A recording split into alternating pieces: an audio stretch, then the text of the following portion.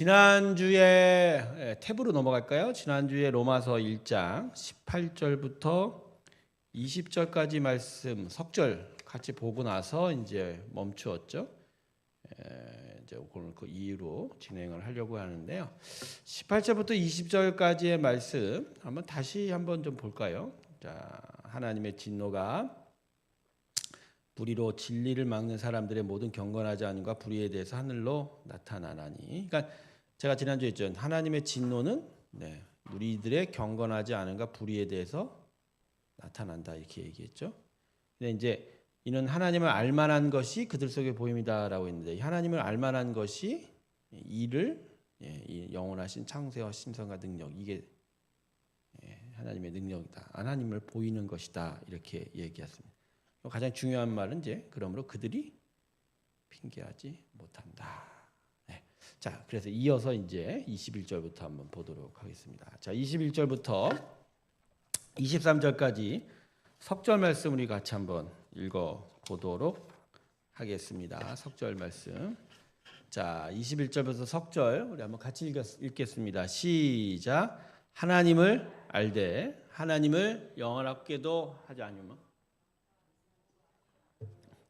오직 그 성각이 허망하여지며 란 마음이 어두워졌나니 스스로 지혜 있다 하나 어리석게 되어 썩어지지 아니하는 하나님의 영광을 썩어질 새와 짐승과 기어다니는 동물 모양의 우상으로 바꾸었느니라.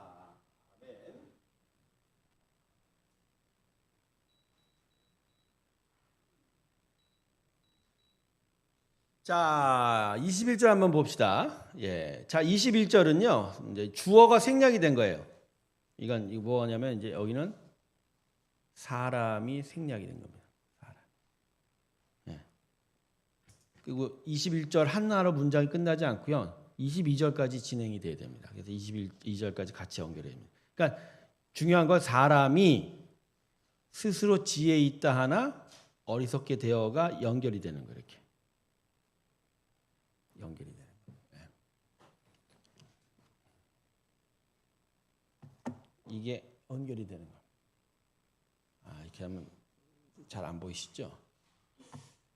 어쨌든 자, 그런데 그 사이에 자기 스스로 지혜 있다 하나 어리석게 됐다라고 어리석다라고 할 때 그거를 설명하는 문장이 이 문장이에요. 그럼 왜 이렇게 됐느냐? 왜 이렇게 어리석게 됐느냐? 그 이유가 뭐라고 적혀 있죠? 하나님을 영원하게도 하냐? 예배죠. 그래서 뭐가 안 생긴다고요? 감사가, 예배가 없으니까 감사가 없는 거죠.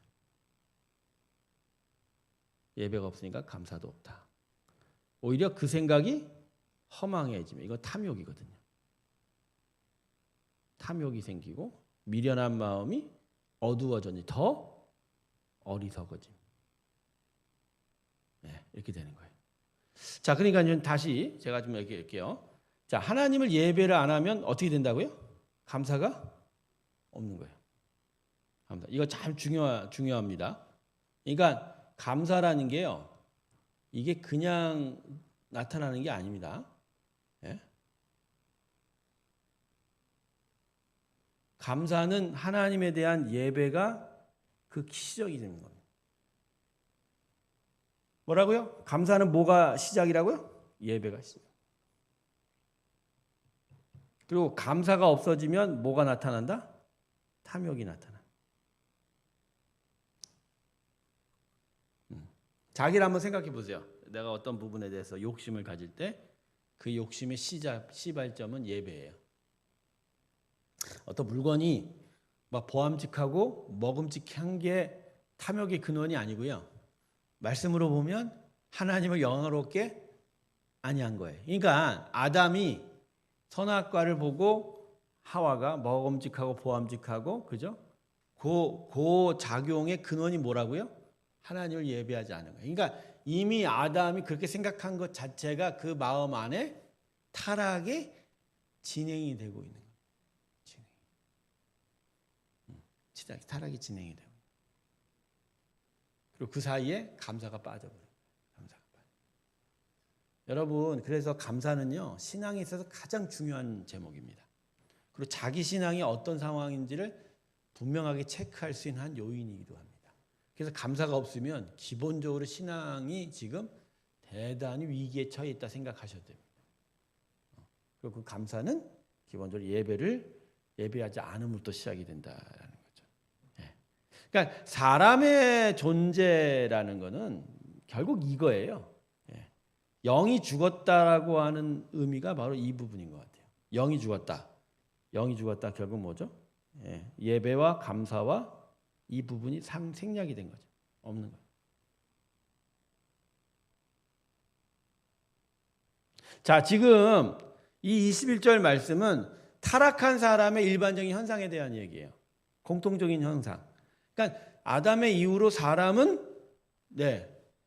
예배를 안 하고 그래서 감사가 없고 그래서 탐욕이 나타나고 그래서 어리석어진 거예요. 그렇게 된 것을 사도 바울이 지금 뭐라고 정확하게 얘기했어요? 스스로 지혜 있다 하나 뭐가 됐다고요? 어리석게 됐다. 어리석게 됐다라는 거죠. 근데 여기가 재밌잖아요. 스스로 지혜 있다 어리석고 하나님께 예배를 안 했는데 지들은 뭐라고 한다고요? 하나님을 안다라고 우긴다는 거예요.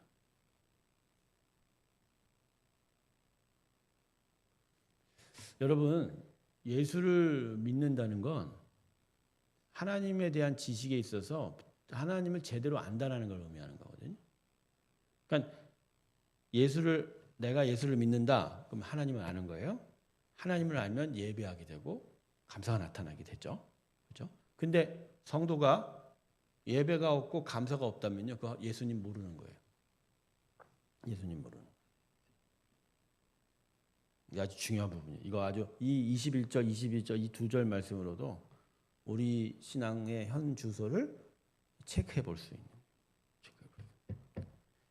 자, 좀 이렇습니다. 사람의 현상이 그렇다는 거예요. 자, 아까 그래서 우리가 지난주에 살펴봤던 18절과 20절 사이의 말씀으로 보면 하나님 분명히 그들에게 일반적인 산과 들과 강과 뭐 여러 가지 천지 만물을 통해서 하나님을 알 만한 것을 보여줬는데, 그죠? 그들은 모른다는 얘기잖아요. 그럼 모른다. 그 이유는 결국 그거예요. 하나님 모르니까 제대로 알 수 없다라는 거죠. 자, 23절 보십시다. 자, 아까 읽었던 말씀. 썩어지지 아니하는 하나님의 영광을 썩어질 사람과 새와 짐승과 기어다니는 동물 모양의 우상으로 바꿨느니라. 자, 지금 무슨 얘기를 하냐면 하나님을 자기들은 안다고 하지만 모르는 거예요. 어리석은 거예요. 그래서 예배가 없고 감사가 없고 탐욕만 나타나고 더더욱 어리석어진 그 사람에 있어서는 기본적으로 하나님의 영광을 뭐로 바꾼다고요? 우상으로 바꾼다는 거예요. 뭐로 바꾼다? 우상으로 바꾼다. 그 우상이 어떤 거냐? 사람과 새와 짐승과 기어다니는 동물 모양이죠. 이걸 이렇게 해서 신상이라고 합니다. 수많은 신적 형상이라고 여겨지는 뭐 돌을 깎아 만들고 나무를 깎아 만들고 탑을 세우고, 그죠? 심지어 종이에 사람 뭔가 모양을 그리고 이런 것들. 자, 이걸 보면 타락한 사람은, 그죠? 하나님을 모르니까 그 결과로 뭐가 나타난다? 우상숭배 나타나는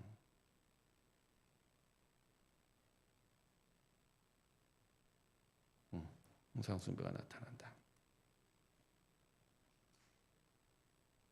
자, 여기까지 봤습니다. 자, 그 다음 페이지 볼까요? 그 다음 24절부터. 자, 이건 24절 또 읽어보겠습니다. 읽어보도록 하겠습니다. 자, 그러므로 하나님께서 그들을 마음의 정욕대로 더러움에 내버려 두사 그들의 몸을 서로 욕되게 하셨으니 이는 그들이 하나님의 진리를 거짓 것으로 바꾸어 피조물을 조물주보다 더 경배하고 섬김이라. 주는 영원히 찬송할 이시로다. 자, 드디어 아주 무서운 말씀을 읽게 됩니다. 자, 24절 보세요. 자, 그러므로죠. 자, 그러므로. 자, 여러분 이 그러므로라는 것은 원인과 결과에 대한 접속사죠. 그러니까 지금 저희가 지금 계속 이번 강의에서 공부했던 이전 절에 대한 이야기. 이전 절에 대한 이야기는 아주 단순합니다. 뭐라고 얘기합니까? 이전 절. 자, 하나님께서 사람에게 자신을 알려주셨어요. 네, 자신을 알려주셨어요. 그러나 사람이 하나님이 아닌 우상을 섬겼다. 우상 섬겼다. 이러한 결과가 나타난 이유는 이제 그들이 어리석기 때문이다. 이렇게 얘기하는 거예요. 교만이죠. 안다고 우긴다고 그러니까. 자, 그러므로 이러한 영적 형상 때문에 결국 하나님은 그거에 대한 대가를 치르게 합니다. 어떻게 대가를 치르죠? 하나님께서 첫 번째 그들을 어떻게 하신다고요? 마음의 더러움에 자, 여러분 네벼러 두사가 한자로 뭐죠? 유기입니다. 유기. 버려두는 거예요. 버려.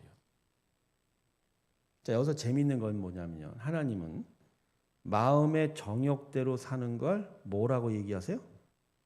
더러움이라고 얘기해요.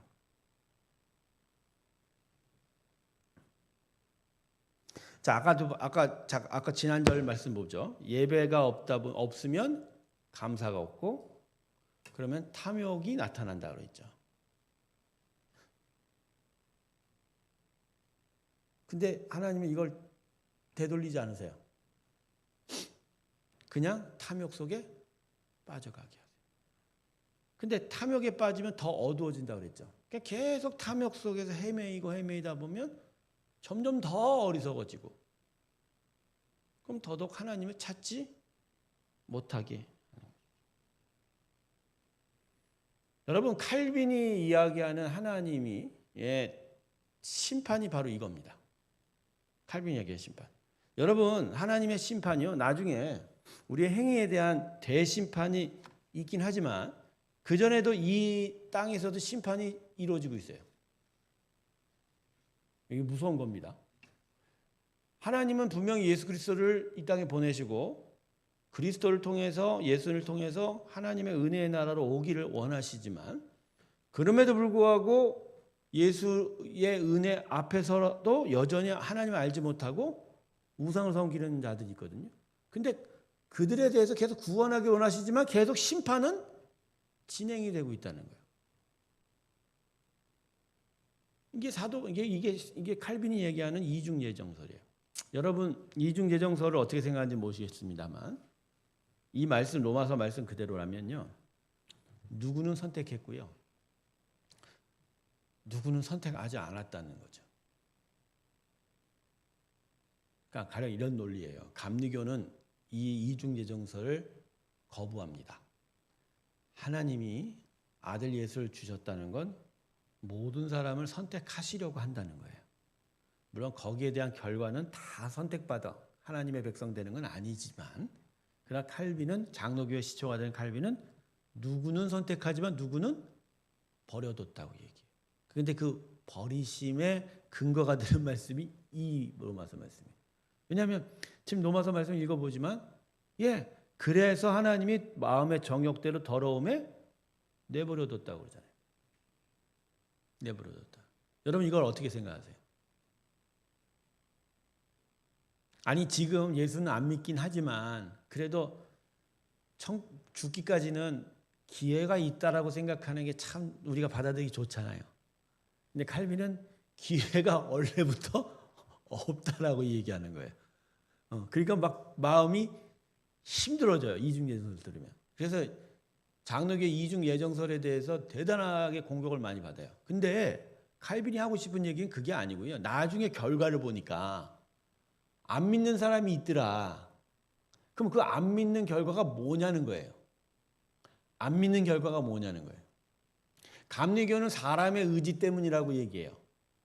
근데 칼빈은 사람의 의지가 하나님의 주권보다 우선하냐는 거예요. 아니다는 거예요. 하나님의 주권이 더 크다는 거예요. 그렇게 되면 논리적으로 하나님이 택하지 않았으니까 사람이 안 믿게 된 거라고 얘기하는 거죠. 그러니까 엄밀히 말하면요, 감리교보다 칼빈 이 장로교가 훨씬 하나님의 은혜예요. 사실은 원래는. 근데 지금 현재 상황에서는 받아들이기가 칼빈의 이 이중 예정설이 더 힘든 거죠. 제가 지금 이 복잡한 얘기 왜 하냐면 우리 안에, 이 사람들 안에 하나님을 알만한데도 불구하고 왜 자꾸 하나님을 거부하느냐에 대한 이야기예요.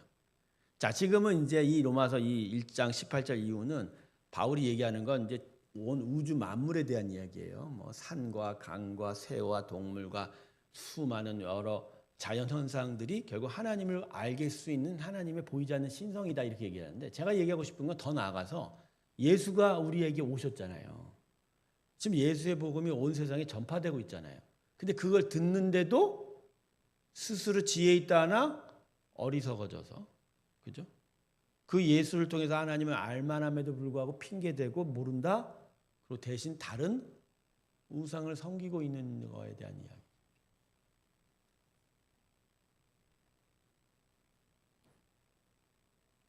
여러분, 마음이 힘들어집니다. 마음의 정욕대로 더러움에 내버려 두실 수도 있는 게 우리 하나님입니다. 그러니까 예수의 사람들이 얼마나 큰 은혜냐면요, 우리는 안 내버려 두시기로 하신 거예요. 그래서 간섭하고 괴롭히시는 거예요. 여러분, 하나님이 우리에게 간섭 안 하면 버림받는 거예요. 그런데 많은 성도들은 하나님의 간섭을 귀찮다고 생각하죠.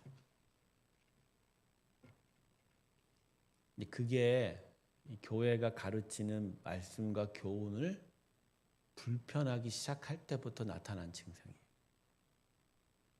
여러분, 그러면 안 됩니다. 귀로 들을 때 막 불편하고 마음에 막 거침이 와도요, 그게 은혜예요. 난 너희를 버리지 않겠다고 하는 거예요. 요새 어떤 목사들이 성도님들 보고 개인적으로 만나고, 집사님 요새 신앙생활 진짜 제대로 안 하시는 것 같습니다. 아니, 주일 예배도 제대로 안 나오고 기도도 제대로 안 하시는데 이러시면 안 됩니다. 이런 얘기하는 목사들 봤어요? 근데요, 그걸 하는 게 목회예요. 원래가. 신방이라는 게 이것 때문에 가는 거예요. 근데 이거 안 하잖아요. 못해요, 사실. 안 하는 게 아니라 뭐죠? 무서워서 못해요. 왜요? 말 한마디 하면 어떻게 해요? 교회가 여기만 있냐고? 바로 옆에 가요. 바로 옆에. 근데 그러한 반응과 그러한 모습들이 뭘 의미하는지를 몰라요. 뭘 의미하는지. 내가 나한테 그런 말 할 수 있어? 아니에요. 그 사람을 버려두기 싫은 하나님의 간섭으로 생각하셔야 되는데, 이걸 자기 불편하고 힘들다고? 그러니까 가끔 보면 성도들 사이에도 신앙생활 열심히 하십시오. 야, 우리 정말 열심히 하자 할 때 그 말을, 그래 내가 잘 못하지만 미안해 이런 반응이어야 되는데, 그런 말 서로 하면 뭐라고 그래요? 간섭하지 마. 막 하지 마. 그게 잘못된 거예요, 사실은. 단순한 간섭이 아니잖아요. 정욕대로 더러움에 버려지지 않기를 바라는 거잖아요. 여러분, 하나님 말씀 안 듣게 되면요, 결과가 이거예요. 정욕대로 자기 스스로 빠져버려요. 거기. 빠져버려요. 여러분, 이걸 막고자 하나님의 말씀도 우리에게 주어지고, 성령의 찔림과 감동도 각각의 심령이 있는 거고, 그리고 교회가 더 중요한, 교회가 믿는 성도들의 교제 안에서 서로가 격려하고 또 훈계도 주는 거예요. 그게. 그러면서 세워주기도 하고. 그렇게 자꾸 버려지지 않도록 해야 되는데. 자, 그런데 사도 바울은 하나 더 합니다. 자, 그렇게 우상숭배한 끝에 우상숭배 대가로 버려지게 되는데, 그 버려짐의 모습이 어떤 걸로 설명하고 있냐면요, 그들의 몸을 서로 욕되게 하셨습니다. 이게 뭘까요? 자, 이게 이제 26절 이후로 이야기하는 동성애입니다.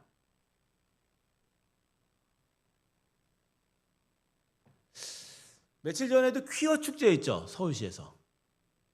퀴어, 소수자 인권 행진하고 하는 행사가 있었습니다. 인문주의자들, 그냥 흔히 그냥 세상을 살아가는 그냥 보통의 상식을 가진 사람들은 소수 인권, 한국 상황에서 소수 인권자들에 대한 어떤 경계가 있어요. 우리하고 좀 다르니까. 그렇지만 그럼에도 불구하고 반대편에서 너무 세게 얘기하는 사람들한테도 불편함을 아끼죠. 불편함을. 뭐 예수 믿는 사람들, 교회 다니는 사람들 왜 그렇게 심하게 하냐, 이렇게도 생각할 수가 있어요. 왜냐하면 하여간 충돌하고 갈등하는 모습 보기가 싫다고 하는 거죠. 근데요, 예수 믿는 사람이 왜 성소수자들 동성애에 대해서 이렇게 난리법석을 떠는 이유는 이것 때문에 그래요. 그냥 자기가 원하는 탐욕 정도가 아니라 이건 하나님이 원하는 게 아니기 때문이에요. 아니. 이 자체가 우상숭배고요. 이 자체가 하나님 앞에 교만한 거예요. 그러니까 이건 있을 수 없는 일이라는 거죠. 물론 죄라는 측면에서 보면 뭐 다른 죄와 똑같지만 동성애는요, 기본적으로 내가 하나님을 섬기지 않는 가장 분명한 증거라고 성경이 얘기합니다. 우상숭배에 빠질 때 그 결과가 뭐라고요? 그들의 몸을 서로 욕되게 했다. 자, 요 동성애 얘기는요, 요 다음 페이지 가서 얘기합니다. 자, 그리고 나서 우상숭배에 대한 이야기를 또 합니다. 이는 자, 이러한 우상숭배는 그들이 하나님의 진리를 뭐로 바꾼다고요? 피조물을 조물주보다 더 경배하고. 그러니까 우리의 모든 세상의 우상숭배는 진리가 거짓으로 바뀌어진 거죠. 여러분, 모든 이단들이요, 그들이 주장하는 원천은 성경입니다. 그들도 진리에서 출발해요. 이단이 뭐죠? 끝이 다르다고 하는 거죠. 성경이라는 중심 진리를 붙잡는데 그 끝을 비스끄머리 잘못된 거 봐요. 한때 한국 사회를 유명하게 떠들었던, 이전에 죽었죠, 박태선, 천부교. 박태선이 성령의 은사가 엄청 나타났던 사람이죠. 근데 어느 순간 확 흑화가 되죠. 사단의 도구가 돼서 천부교 만들고, 그죠? 신앙촌 만들고. 그가 성경의 진리를 깨닫고 있던 사람이죠. 한국의 우상은요, 크게 두 줄기예요. 이 박태선 천부교로 시작된 줄기하고 통일교 줄기가 있습니다. 지금의 뭐 신천지 딴 거 가라고 생각하세요? 아니에요. 박태선 계열이에요. 박태선. 그러니까 이 두 계열이 그냥 일제시대부터 시작해서 계속 흘러내려온 일이에요. 요거 의단에 대해서도 제가 여러분과 함께 강의를 좀 하고 싶은데, 그 안에 가장 중요한 부분만 알면 이게 왜 이러는 걸 알 수 있는 거거든요. 근데 재미있는 게 그들이 성경을 뭐 아예 모르는 사람이 아니라는 거죠. 성경을 아는데 끝을 바꿔버린 거예요. 그러니까 안 속을 수가 없어요. 신천지가 그렇잖아요. 자기들이 바꿔놓은 거는 처음 얘기 안 해요. 뭐부터 얘기해요? 성경, 똑같은 성경 얘기해요. 그러니까 이거 괜찮은데 왜 교회가 싫다고 그러죠? 근데 나중에 깊이 들어가면 뭐 되죠? 끝이 꼬부라져요.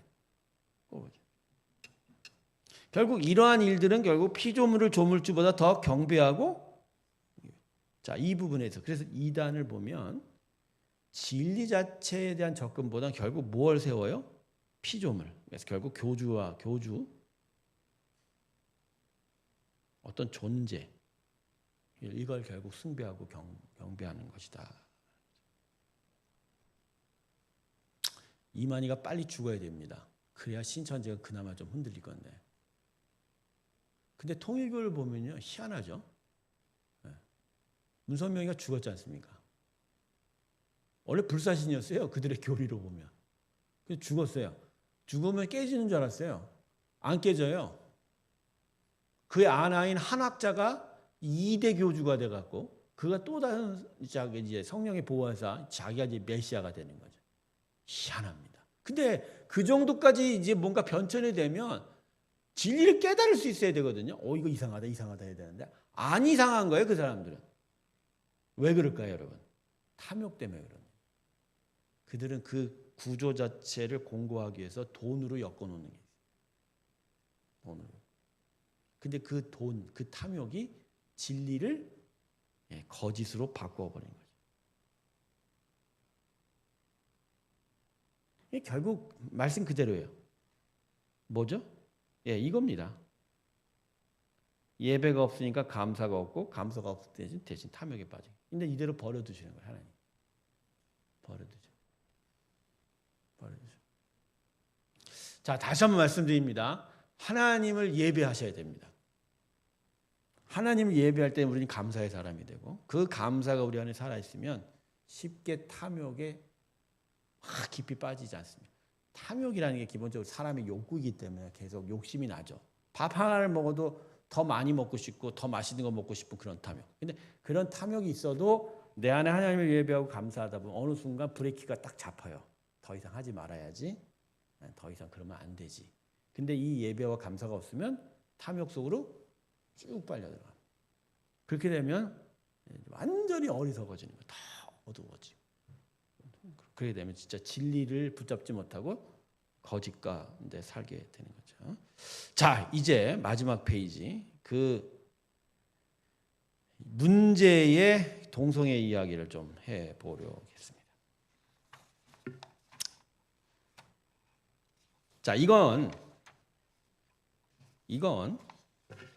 사도 바울이 25절에서 끊어도 돼요. 전혀 어려움이 없는데. 근데 한 구절 더 붙인 거예요.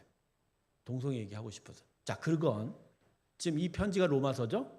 서신이. 그러니까 로마에 보내는 편지잖아요. 로마에 동성애가 심한 거예요. 여러분, 로마의 문화 중에 잘 알려진 문화 하나가 있습니다. 로마 사람들이 목욕을 그렇게 좋아했다고 그러죠. 목욕. 근데 그 목욕장의 문화라는 거가 성적인 타락의 증거이기도 합니다.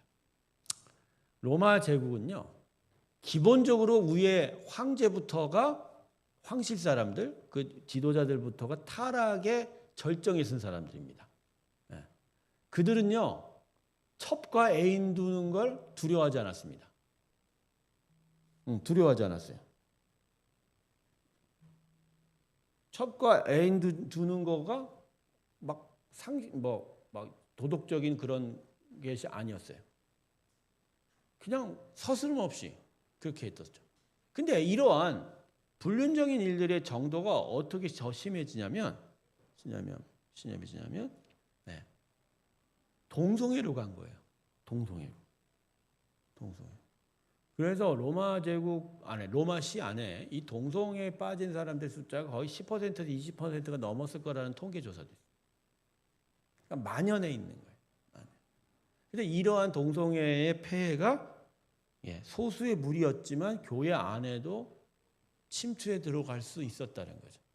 그러니까 바울은 이제 이 로마서라는 분명한 어떤 복음에 대한 분명한, 그리고 하나님을 아는 거에 대한 분명한 진리를 가르치면서 동성애를 언급하면서 이 동성애는 하나님을 섬기지 않는 거에 우선적인 증거다라고 이야기합니다. 그러니까 우상 숭배 때문에 결국 동성애라는 이 치욕적인 죄가 나타날 수밖에 없다라는 거죠. 자, 그래서 26절부터 다시 부연해서 설명합니다. 자, 이 때문이라는 건 뭐냐면요. 이 때문이라는 건 하나님께서 탐욕, 욕심에 내버려 두셨다. 이거예요. 그러니까 하나님께서 하나님을 알만한 것을 보여줬는데도 불구하고 우상숭배, 어리석어서 우상숭배를 하는 자들을, 그들을 그냥 지들 맛대로, 정욕대로, 탐욕대로 살기에 더러움에 내버려 줬기 때문에, 그래서 그들에게 나타난 일이 뭐냐고요? 곧 그들의 여자도 순리대로 쓸 것을 바꾸어 뭐로 쓴다?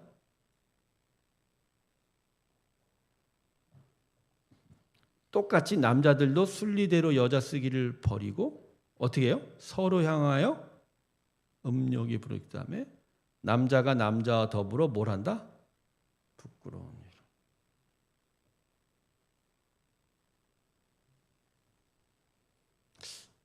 여러분, 동성애가 호르몬의 이상으로 남자가 여자를 좋아해야 되고 여자가 남자한테 끌려야 되는데 호르몬 이상으로 남자가 남자를 끌리고 여자가 여자 끌리는 거라고 생각하시면 안 됩니다. 이건 신체적인 문제가 아니라 영적인 문제예요. 영적인 문제. 요새 중고등 아이들, 청소년들의 문화 안에도 동성애 문화가 상당히 심각하게 들어왔나 봅니다. 우리 시절보다도 훨씬 동성애에 많이 접근된 아이들이 더 많은 것 같아요. 숫자가. 제가 대학 다닐 때가 1988년, 89년이니까 그때 이제 일명 종로 3가 세운 3가 가면 동성애들이 꽤 있다고 얘기를 했습니다. 한국에 이제 미8군 이제 의정부 뭐 이쪽 동두천부터 시작해서 들어와서 그 기지 주변에 있었던 동성애자들이 많았었는데 그 영향이 한국 사회에도 은밀히 들어와 있었고, 그래서 알게 모르게 음지의 영역에서 많은 동성애자들이 있었던 건 사실입니다. 그러나 그게 막 지금과 같이 대규모로 확산되거나 막 본인들의 주장을 막 대놓고 하는 정도까지는 되지 않았어요. 그리고 오히려 숨겼죠. 많은 차별을 받고 박해를 받으니까. 근데 지금 이 세상은 어떤 세상입니까? 스스로가 동성애자라는 걸 드러냈잖아요. 여러분, 드러냈다는 얘기는요, 난 동성애자라고 드러내도 그걸 커밍아웃이라고 그런다 해도 별 손해를 안 보기 때문이에요.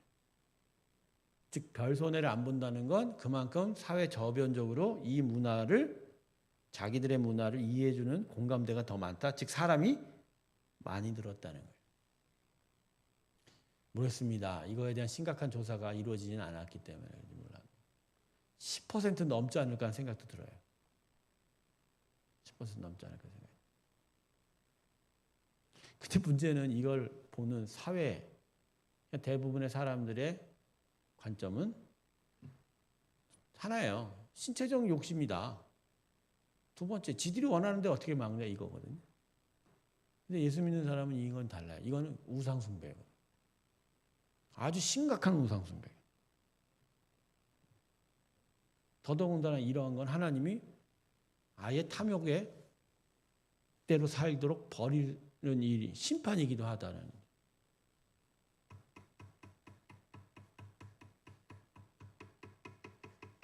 자, 여기서 저는 이 26절에 제일 중요한 단어가 이거예요. 영리로.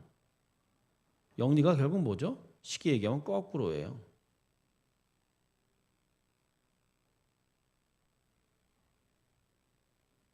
아니, 진리로 살아야 하는데도 불구하고 우상숭배로 인해서 진리가 거꾸로 적용이 되는 거죠. 거꾸로 적용.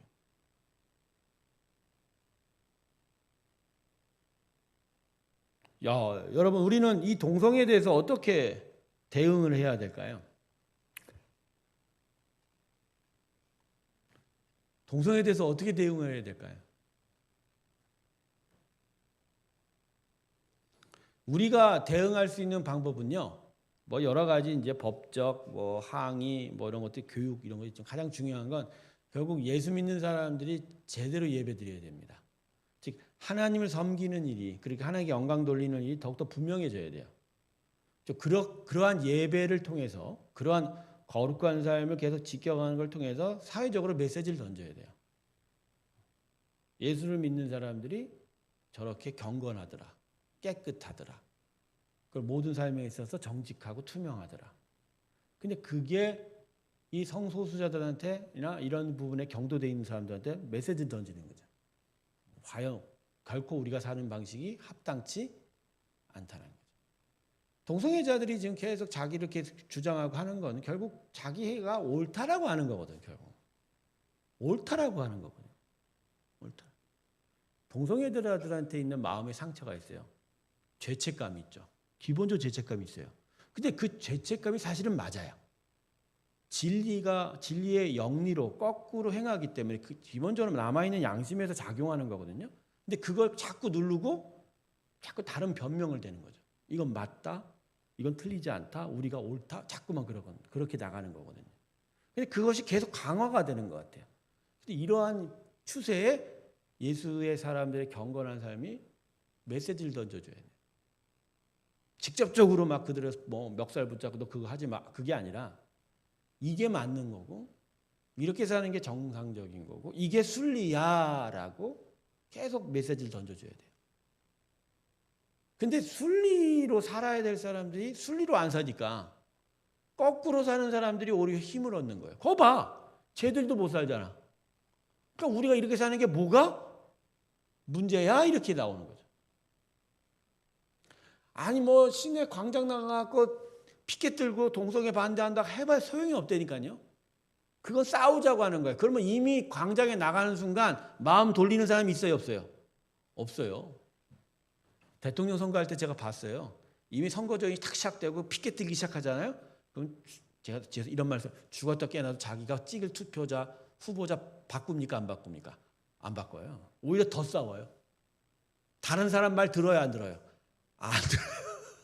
안 들어요. 똑같아요. 광장에 피켓 들고 나와갖고 성소수자들이 행진할 때 그 옆에서 막 고래고래 소리 질러도요, 그 사람들이 귓등으로 들어요. 그렇게 싸우는 방식으로가 아니에요. 기본적으로 예수의 사람들이 거룩해져야 돼요. 그래서 진짜 순리로 살아가는 사람들이 얼마나 잘 사는지를, 제대로 사는지를 보여줘야 돼요. 이 부분이 문제죠. 이 부분이 문제.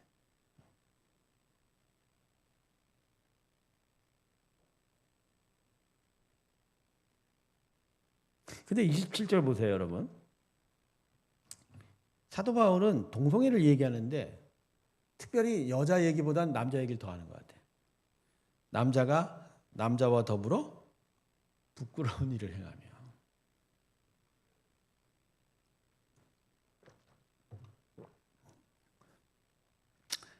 더 이상 더 얘기하면 더 더러운 얘기를 할 것 같습니다. 결국 27절 맨 마지막 절 중요한데, 그들의 그릇 때문에 상당한 보응을 그들 자신이 받았느니라.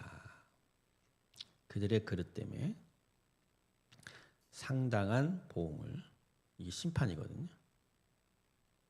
그들 자신이 받았느니라. 근데 이 심판이 결국 뭐죠? 이게 동성애라는 거예요.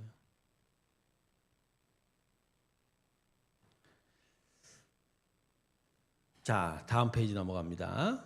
자, 다음 페이지. 자, 마지막 다음 페이지. 이제 마지막입니다. 자, 이건 우리 같이 한번 32절, 31절까지 한번 읽어보겠습니다. 시작. 또한 그들이 마음에 하나님 두기를 싫어하며 하나님께서 그들을 내버려 두사 합당하지 못한 일을 하게 하셨으니 곧 모든 불의, 추악, 탐욕, 악이 가득한 자요, 시기, 살인, 자기 악독이 가득한 자요, 수군수군하는 자요, 비방하는 자요, 하나님께서 미워하시는 자요, 능욕하는 자요, 교만한 자요, 자랑하는 자요, 악을 도모하는 자요, 부모를 거역하는 자요, 우매한 자요, 배약하는 자요, 무정한 자요, 무자비. 자, 여러분 이 말씀을 읽어 볼 때 29절에서 31절 사이에 이 모든 죄악된 일에 자기가 하나라도 걸리는 사람이 있습니까? 다 걸리죠, 뭐. 모든 죄된 모양과 행실은 바울이 여다가 다 갖다 놨어요. 모든 불의, 추악, 악을 쫓는다, 탐욕, 욕심 부린다, 악의, 시기, 살인, 분쟁, 사기, 악독, 수근수근. 수근수근도 불입니다. 비방, 능욕, 교만, 자랑도 죄입니다. 악을 도모하고 계획하고 부모를 거역하는 것. 우매하고 배약하고 무정하고 무자비한 자라. 근데 여러분, 이런 죄악에 대한 일을 지금 28절이 이렇게 얘기합니다. 지금 또다시 반복하는 거예요, 이건. 지금 계속 얘기한 바울이. 그들이 마음에 하나님 두기를 하나님께서 그들을 무슨 마음대로 버려준다? 상실한. 여러분, 상실한 마음이 결국 뭐죠? 하나님을 잃어버린 마음이요.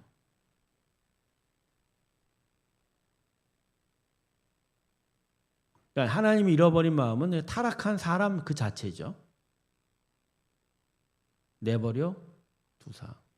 그래서 뭐가 나타난다고요? 합당하지 못한 일을 하게 하셨어요. 그게 바로 이 밑에 이 수많은 일들이라는 거예요.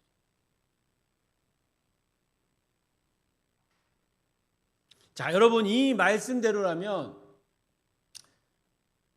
하나님은 타락한 사람에 대해서 구원할 생각이 없으신 거예요. 그냥 하나님을 잃어버린 그 타락한 마음 그대로 내버려 두니 그들에게 이 수많은 죄악이 나타날 수밖에 없다라는 얘기죠. 근데 이 말씀을 그러면 우리의 이 모든 악은 하나님께서 잘못하신 거네라고 생각하시면 안 됩니다. 읽다 보면 만들어두사 내버려두사라는 어투가 맞지? 하나님이 우리를 안 우리에게 뭐 선한 역사를 안 하고 그냥 죄로 살게 내버려 두셨다 이런 식으로 나타나는 거거든요. 지금 바울이 얘기하는 건 우리의 모든 죄악과 악한 행동이 하나님으로 인해서 나타나는 게 아니라는 그게 아니고요. 하나님을 잃어버린 자연스러운 결과라는 거예요. 그 얘기가 초점인 거예요. 그 얘기가. 하나님을 잃어버렸기에 우리 안에 이 수많은 악이 나타나고 더더군다나 우상 숭배 동성애 같은 이 더러운 일까지 나타나게 됐다는 거죠. 근데 거기서 우리가 정말 눈을 좀 정하니까 뭐냐면 내버려 두다라는 얘기예요.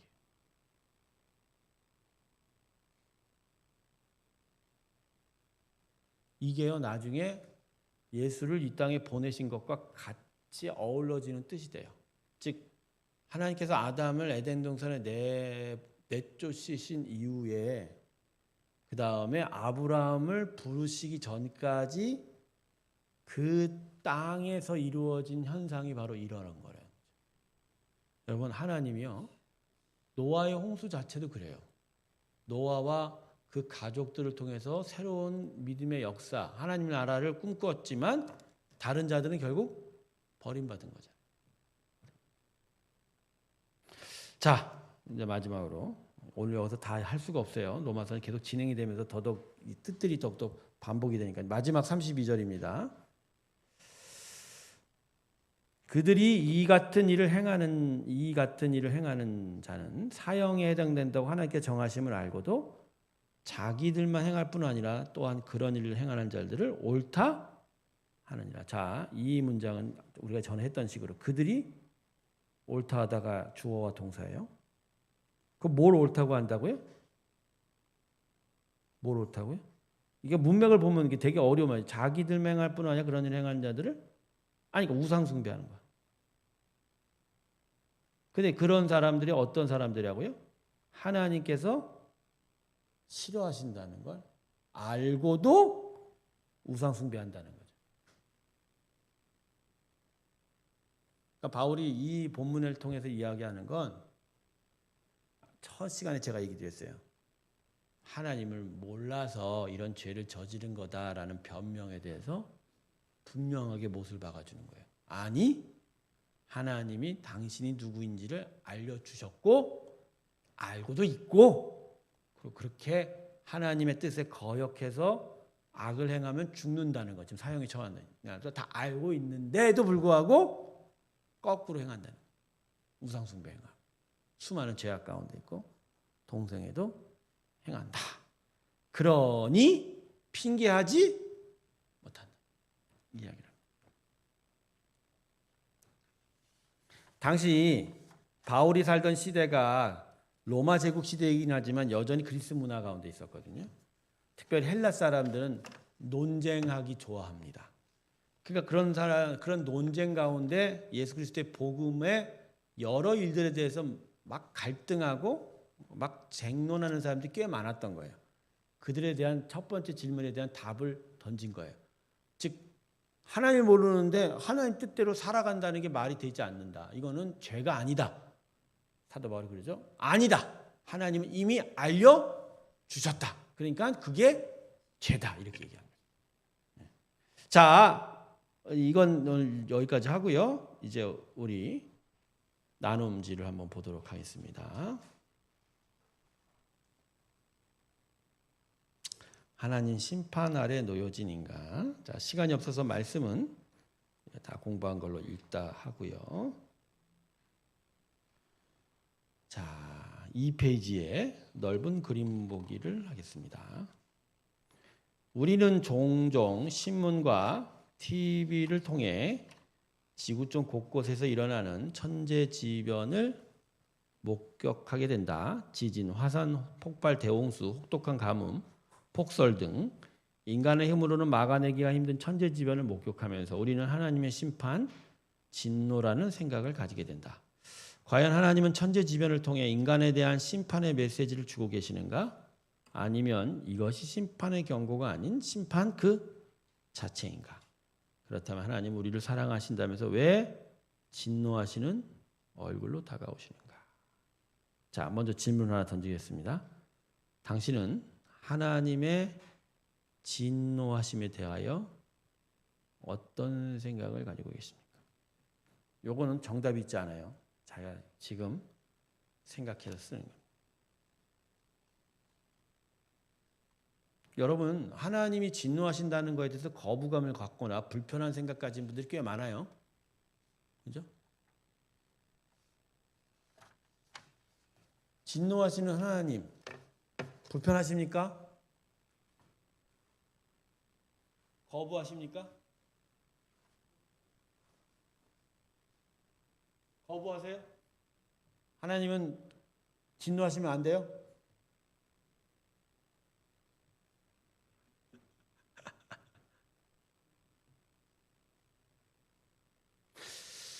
저는 이 질문을 던지면서요. 타인이 나한테 화를 낸다는 거가 기분 좋을 일은 전혀 없습니다. 좋지 않죠. 누가 나한테 소리 지르는 것도 기분 좋지 않죠. 근데 그런 건 이제 사람 사이의 관계지만. 근데 하나님의 진노는 달라요. 왜냐하면 하나님과 나와의 관계가 결코 1대1이 아니죠. 하나님은 나를 만드신 분뿐만 아니라 온 세상을 다스린 주관자라는 거죠. 이 모든 존재의 시작은 누구로부터 시작됐다? 하나님이죠. 그러니까 하나님에게 주권이 있어요. 그러니까 진짜 최종적인 주권이 있는 그분이 화를 못 낸다? 그건 내가 받아들이기 힘든 나의 작은 마음이지. 그분의 입장에서는 그게 가능하죠. 난 그 생각을 먼저 했어요. 그러니까 내가 받아들이는 감성적인 부분, 내가 마음에 불편한 부분을 차치해 놓고서라도 하나님이 진노를 할 수 있다? 그건 인정해요. 진노하실 수 있어요. 그러니까 그렇게 이런 생각을 하게 되면 결국 하나님의 진노하심을 우리는 받아들일 수밖에 없는 거죠. 그러니까 예수 믿는 사람은요, 하나님의 존재뿐만 아니라 하나님 하시는 일을 다 받아들이는 사람이에요. 하나님 존재를. 그게 믿음인 것 같아요. 그분이 나를 위해서 선한 일을 하고 좋은 일을 하는 것만 받아들이는 게 아니라 거꾸로 그분이 나에게 주인됨을 행사하는 것도 받아들이는 거예요.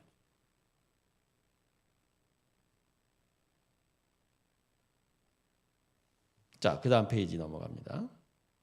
자, 본문을 관찰하게 우리 이제까지 성경 말씀 본 대로 한번 보겠습니다. 첫 번째 18절부터 23절 사이에서 질문이 19절과 20절을 보면 인간은 하나님을 알 수 있다고 말씀하고 있습니까?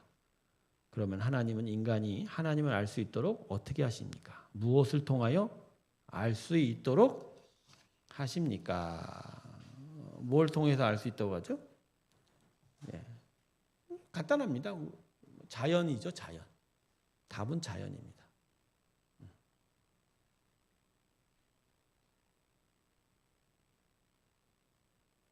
거대한 자연 앞에 우리는 하나님을 알 수 있습니다. 결국은 거대한 자연이 우리에게 뭐라고 묻죠? 이걸 누가 만들었는지 아냐라고 묻지 않습니까? 우리 지난주 성민 형제 결혼식에서 아주 이쁜 꽃들을 보고 또 가져와서 꽂기도 하고 했는데 여러분 그런 질문 안 드셔보세요? 아 이거 참 이쁘다 했을 때 저는 그런 질문, 이 이쁜 걸 누가 만들었을까? 내가 만들었습니까?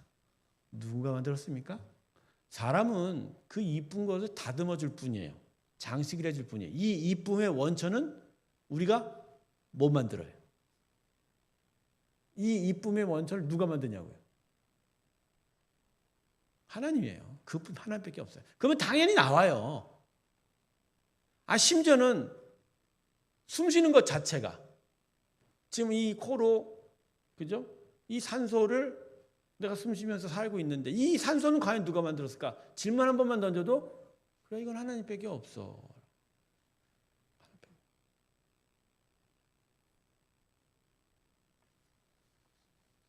예전에 제가 현대 아산병원에 소아 심장 수술로 아주 유명한 세계적으로 유명한 교수 한 분을 인터뷰하러 갔습니다. 이거 예수 믿는 분이고 좋고 선한 일들 많이 했는데 그분의 고백이 난 아직도 귀에 생생합니다.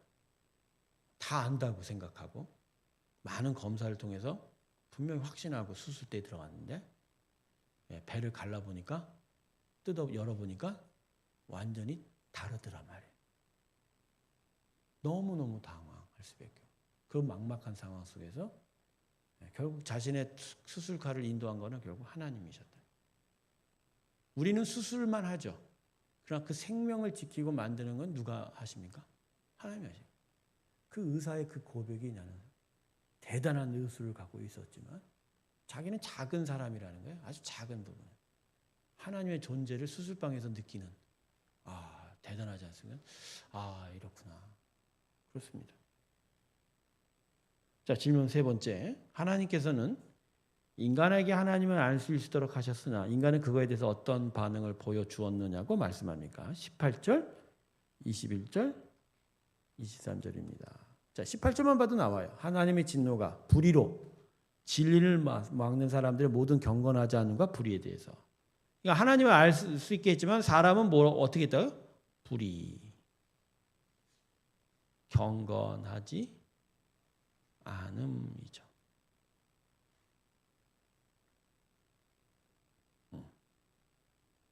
그리고 21절과 23절 보면 탐욕, 허망한 생각들.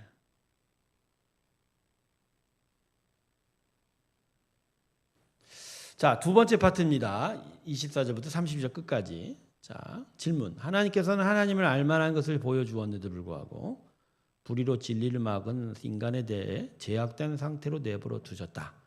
본문을 보면 세 가지 상태로 인간을 버리신 것으로 말씀하는데 이 세 가지 상태를 찾아보도록 한다. 이거 중요합니다. 그래서 이거는 제가 답을 달아드릴게요. 자, 먼저 24절 보세요. 어떤 상태로 버려졌죠? 정욕대로 더러움에 내버려 두사. 네. 정욕, 더러움에 내버려 두사. 자, 그 다음에요. 26절 보세요. 이 때문에 하나님께 그들을 부끄러운 욕심에 부끄러운 욕심에 내버려 두사. 그죠? 자, 마지막 28절은 뭐라고 얘기합니까? 또한 그들이 마음에 하나님 두기를 싫어하며 그들을 무슨 마음대로? 상실한 내버려 두사. 자, 제가 이거 다시 가르쳐 드릴게요. 무슨 얘기냐면 아까 지금 이 내버려 둠이 결국 이거예요. 제가 아까도 얘기했지만 자, 하나님을 예배하지 않으면 뭐가 나타난다고 했죠? 예배하지 않으면 감사하지 아니하고 그렇게 되면 뭐에 빠진다고요? 탐욕에 빠지고 그래서 더더욱 뭐가 생기냐? 더 어두운 마음에 빠진다는 거예요. 자, 그러니까 여러분 지금 제가 다 얘기했어요. 아까도 얘기했지만 예배가 없으면 감사가 없고 감사가 없으면 탐욕이 나타나고 결국 이 결과로 뭐에 빠진다? 더러운 마음에 빠진다. 이게 타락이라는 거예요. 그러니까 아담이 선악과를 먹은 게 중요한 게 아니고 기본적으로 예배하지 않은 거예요. 하나님 말씀대로 살아가야 되는데 어느 순간 갑자기 하나님 예배하지 않는 거예요. 그러니까 자기가 에덴에서 얻는 그 모든 것들에 대한 감사가 사라지면서 동시에 뭐가 나타나요? 탐욕. 보암직하기 시작하고 먹음직하기 시작하고. 그런데 그게 계속 강해지면서 결국 이 아담이 뭐에 빠졌다? 어두운 마음. 그러니까 여러분 이런 타락하지 않으려면 결국 우리가 어디에 가장 근원적으로 신경 써야 돼요? 예배해야 돼요. 예배. 이게 제일 중요해요. 근데 우리는 예배를 너무 싫어해. 여기 계신 분들은 너무 예배를 좋아하시는 분들입니다. 하나님을. 근데 주일날 한번 예배 나오는 것도 힘들어하는 분들이 많아요. 그죠? 그래서 목사님이 선포해 주기를 원해. 이제부터는 예배를 한 주에 한 번 드리는 게 아니라 한 달에 한 번 드리자. 그런데요. 또 조만간 한 달에 한 번 드리는 것도 힘들어지기 시작할 거예요. 그러면 그러게 되면 1년에 한 번 그러죠. 그리고 그걸 목사님이 선포를 안 해도 몸소 자기의 몸으로 이미 실천하시는 분들이 계세요. 난 죽었다 깨나도 매주 못 나와. 한 달에 한 번. 아니 그것도 힘들어. 절기마다 한 번. 그래서 본인은 그래도 내가 예수 믿는 사람이니까 부활절과 성탄절은 어떻게든지 나와야 되겠지 하는 사람도 꽤 많죠. 여러분 그건 예배하는 게 아닙니다. 예배하는 게. 자, 그래서 이제 다음 페이지 봅시다. 20질문 5번. 특별히 25절에 인간의 정욕으로 나타난 죄악을 우리는 무엇으로 부릅니까? 25절 보세요. 이는 그들이 하나님의 진리를 거짓 것으로 바꿔 피조물을 조물주보다 더 경배하고 섬김이라. 이걸 우상숭배라는 거죠. 그러니까 여러분 모든 죄의 절정은 우상숭배입니다. 모든 죄의 종합판이 우상숭배예요. 그리고 죄라는 것이 결국 다른 말로 바꾸면 네 단어로 네 자로 우상숭배입니다. 그러니까 이 사람은 불교 믿어, 이 사람은 뭐 이슬람 믿어 이거요. 그냥 저 사람은 신이 달라 이 정도가 아닙니다. 그냥 그 자체로 죄예요.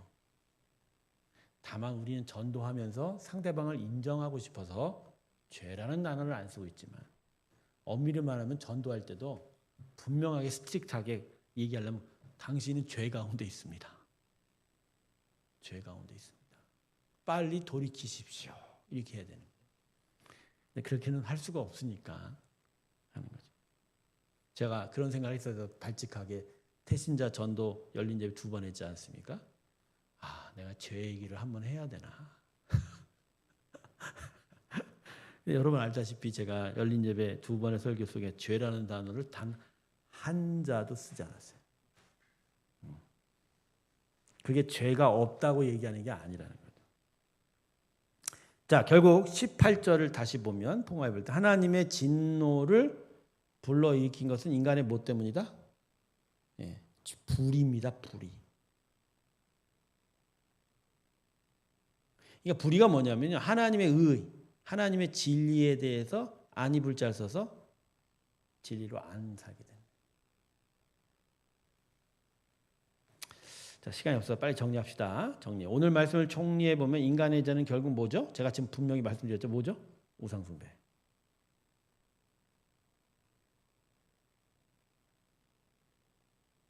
그럴 거예요. 무신론자들은 뭡니까? 무신론자들은 신을 안 섬긴대요? 아니요. 그 사람들이 더 죄예요. 무신론자들은 누구를 섬겨요? 지를 섬겨요. 자기가 신이에요. 자기 신이지, 자기 신. 여러분 전도할 때요. 무신론자들이 전도하기 쉬울 것 같습니까? 아니면 그래도 어느 종교를 갖고 있는 사람이 전도하기 쉬울 것 같습니까? 무신론자들이 전도하기 제일 어렵습니다. 그래도요. 어느 종교를 가지고 있다는 건 그래도 조금 겸손한 마음이 있어요. 나로서는 안 된다. 어떤 종교가 필요하다. 근데 무신론자들은요. 오직 나야. 나만 믿을 수 있어. 자, 묵상각 적용입니다. 자, 묵상 1. 오늘 말씀으로 하나님의 진노가 우리 인간의 죄악 때문인 걸 깨달았습니다. 인간의 많은 수많은 불의와 경건치 못한 죄악들을 기억하면서 조용히 나 자신의 삶을 되돌아보도록 합니다.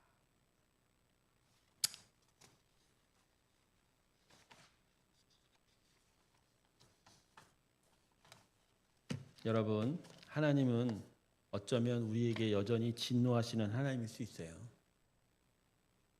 다만 우리가 예수 그리스도의 은혜 안에 있기에 그 진노가 멈춰 있는 거죠.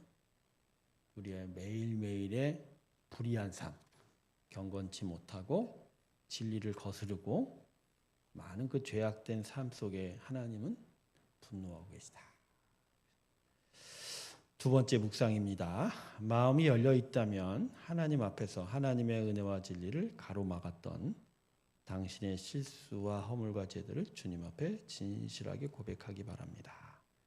회개하는 고백을 주님 앞에 드리기 원합니다.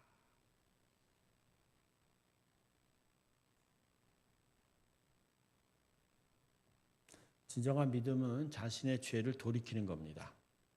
그리고 연약한 자신의 의지 안에 때문에 죄를 돌이키지 못할지라도 이것이 잘못된 것을 알고 하나님 나를 도와주십시오. 내가 되돌이킬 수 있도록 나를 인도해 달라고 기도할 수 있는 사람입니다. 자, 오늘 시간이 얼마 없지만 딱 1분이라도 우리 이 묵상 1과 2를 생각하면서 조용히 기도하기를 바랍니다.